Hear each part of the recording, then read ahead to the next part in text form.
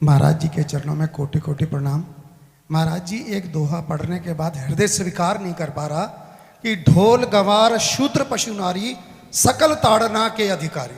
जी, इसमें गोस्वामी जी ने बहुत सूक्ष्मता से वर्णन किया। महापुरुषों के वचनों को हम सूक्ष्मता से समझ पाए। प्रायः ऐसा कह करके हम कहीं कहीं माताओं बहनों की अवहेलना करते हैं, कई जगह हम इसका प्रयोग कर देते हैं। अरे वो गोस्वामी जी ने लिखा है ढोल गंवार शूद्र पशु नारी सकल ताड़ना के अधिकारी।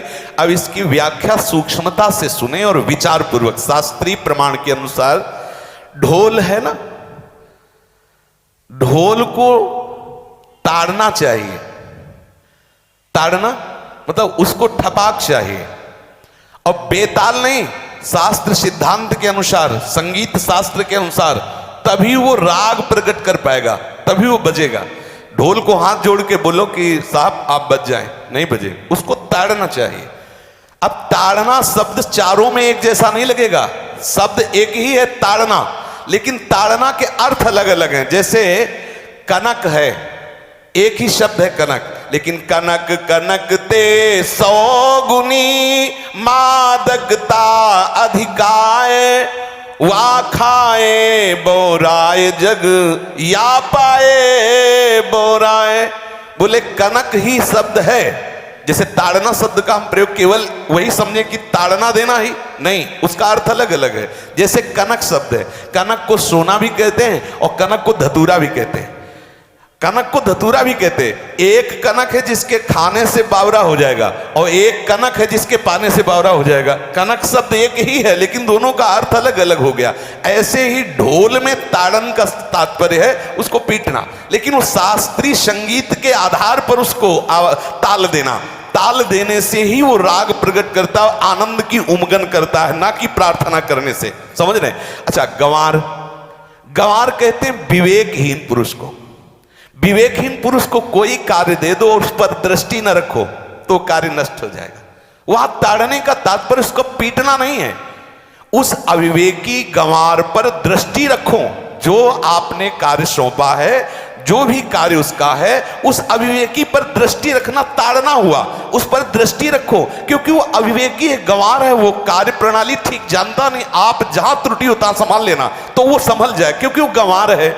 और शूद्र, शूद्र का तात्पर्य होता है शूद्र। वैसे जो वर्ण व्यवस्था में शूद्र का प्रादुर्भाव सबसे श्रेष्ठ जगह से प्रादुर्भाव है। वर्णन आता है ब्राह्मणोष मुखमाशी बाहु राजन्य कृतः उरुददस जद वैश्या पदभ्याग्यं शूद्रो जायत। भगवान के श्री चरणों की ही वंदना होती है।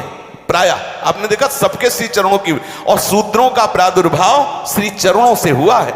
कोई ऐसा न समझे कि शूद्र का मतलब निकृष्ट होता है। यहां शूद्र का तात्पर्य जब से किसी से कहते हैं कि शूद्रवत आचरण करता है, मतलब शास्त्र विरुद्ध, सदाचार के विरुद्ध आचरण करना शूद्रवत आचरण की तरफ संबोधन किया जाता है। यहां कहा गया कि शास्त्र की सम्मति, शास्त्र के शासन के अनुसार आचरण हो, सदाचार परायण हो। शास्त्र जिसके लिए जो विधान करता है, शास्त्र शासन स्वीकार करना, यहां शूद्र के ताड़न की बात कही गई। यहां शूद्र ताड़न का तात्पर्य डंडे से प्रहार करना नहीं, समझना। और जो चौथा कहा गया नारी, अगर स्त्री को हम ये कहें कि ताड़न से ही वो केवल काबू में रहती है, तो राष्ट्र में अपने प्रसिद्ध लक्ष्मीबाई जैसी कोई सामर्थ्यशाली वीरांगना, कोई वीरों सामने बड़े बड़े वीरों के दांत खट्टे कर दे, ऐसी बहादुर सिंघनी हुई, अंग्रेजों के दांत खट्टे कर दिए। अगर कोई समझे कि नारी केवल ताड़ने के लिए है तो उसकी मूर्खता है। पुरुष और नारी का समान प्रादुर्भाव हुआ है। भगवान ब्रह्मा के श्री अंग से दाहिनी तरफ से महाराज मनु और बाईं तरफ से उनकी पत्नी उनका प्रादुर्भाव हुआ शतरूपा। शतरूपा, अब आप बोलो एक ही शक्ति के दो भाग हो गए, एक पुरुष रूप धारण कर लिया, एक नारी रूप धारण कर लिया।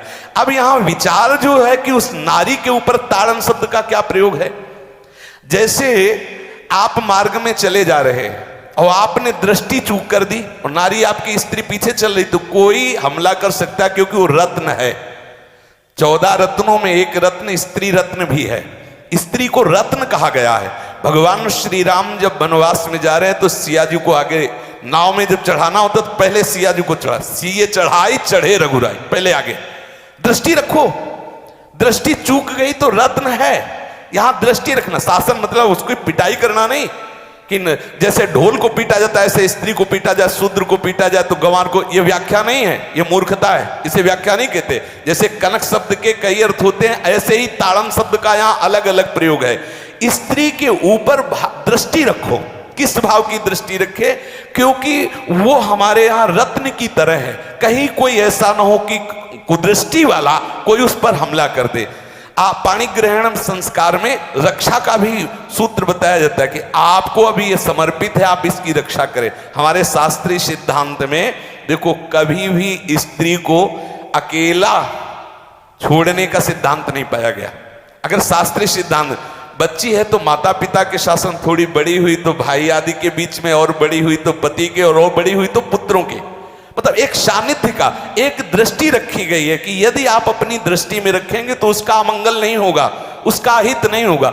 ये जो जैसे मानो कोई सी स्त्री को अकेला कोई पा गया और कुमार्गामी वृत्ति वाला हुआ, तो आज जो घटनाएं सुनने को मिलती हैं, अगर हमारी दृष्टि हो उस पर तो ऐसा नहीं हो सकता। और दूसरी बात यह है कि स्त्री को बुद्धि स्वरूपा भी माना गया। भगवान से भीष्म जी कहते हैं, मैंने अपनी कुंवारी कन्या बुद्धि को, हमारी कुंवारी कन्या है बुद्धि, सदैव सुरक्षित रखा है, आज आपके चरणों में समर्पित करते हैं। तो शास्त्र शासन के द्वारा बुद्धि को सदैव अपने अधीन रखो, कहीं बुद्धि कुमार्गामी ना हो जाए। यहां स्त्री के ताड़न का केवल एक सूत्र है कि आप उस पर दृष्टि बनाए रखें, कहीं स्त्री रत्न कहीं अपवित्र ना हो जाए, कहीं दूसरे का किसी तरह से कुमार्गामी लोगों का ऐसा कोई बर्ताव ना हो जाए, इसलिए सावधान। वहां उसको पीटने का शब्द नहीं है कि ढोल गवार शूद्र पशु नारी सकल ताड़ना के अधिकारी। ताड़ना का तात्पर्य वहां पीटना नहीं तो विद्वता में देखो तो एक से एक, साधुता में देखो तो एक से एक, वीरांगना देखो एक से एक, ऐसा नहीं कह सकते, क्योंकि जो सामर्थ्य पुरुष में वही सामर्थ्य भगवान ने स्त्री में भी दी,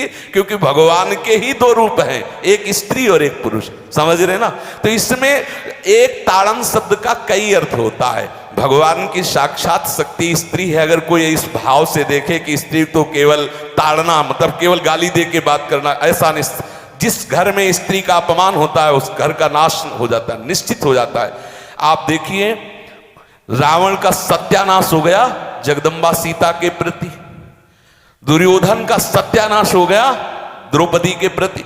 जहां स्त्री का अपमान हो जाए, अगर कोई ये समझे कि स्त्री केवल मतलब जैसा हम चाहे वैसा व्यवहार करे, तो अगर नाश ना हो जाए तो हमें बता देना, क्योंकि भगवान की वो शक्ति है। अगर उसे तुम सोचो कि हम ताड़न करें, जैसे ढोल को ताड़न करें ऐसे ताड़न करें, तो तुम्हारा नाश हो जाएगा। बिल्कुल सच्ची बात समझ लीजिए। केवल वहां दृष्टि रखने की बात कही गई है, आपका अधिकार है, आप उसकी सुरक्षा व्यवस्था में रहें। और एक वृत्ति होती है, अगर शासन ना हो तो हमारी बुद्धि भ्रष्ट हो जाए, हमारी बुद्धि भ्रष्ट हो जाए, आपकी बुद्धि भ्रष्ट हो जाए। भगवान का भय, शास्त्र का भय, लोक मर्यादा का भय, ये हमको सुरक्षित रखता है। इसलिए दृष्टि रखने की आवश्यकता है कि वो पवित्र रहे, वो सुरक्षित रहे, ना कि उसको पीटने के लिए यहां संबोधन किया गया गोस्वामी तुलसीदास जी ने। इसलिए सावधानी पूर्वक अपनी वृत्ति को पावन रखते हुए महापुरुषों के वचनों को समझने की चेष्टा की जाए। गोस्वामी जी ने जो यहाँ कहा, ढोल गवार शूद्र पशु नारी सकल ताड़ना के अधिकारी, तो ताड़ना का अलग अर्थ है, अलग अलग। जैसे ढोल में ताड़ना, तो वैसे ही सब जगह नहीं ताड़ना लगेगी। आप देखो पशु जो है, चालक जो घुड़सवार होता है उसको ताड़ना एड़ी से देता है। अपने चालक जो होता है घुड़सवार एड़ी से, किसान जो होता है वो बैल को बोलता है दाहिने, जैसे हल जोतने होता है बाएं, वो भाषा समझता है, बाएं मुड़ जाए, और नहीं मुड़ता तो पीछे अरई है एक छड़ी, उससे वो इशारा देता है, वो समझ जाता है। पशु को अपने इशारे से चला लेते। अब उससे कहे, खड़ा होकर हाथ जोड़ के कहे कि भैया बैल देवता आप थोड़ा दाहिने मुड़ जाओ, तो नहीं मुड़ेगा। जब लगाम पकड़ी और थोड़ा ताड़न किया और बोले दाएं, तो फौरन दाहिने मुड़ गया। आप देखो जो बैलगाड़ी चलाते हैं, घोड़ा गाड़ी चलाते हैं, ऊंट चलाते हैं, तो पशु शासन के द्वारा उसको इशारे से किधर चलना है उसको इशारा बता दो। अलग अलग जगह इस ताड़न शब्द का अर्थ प्रयोग किया गया है।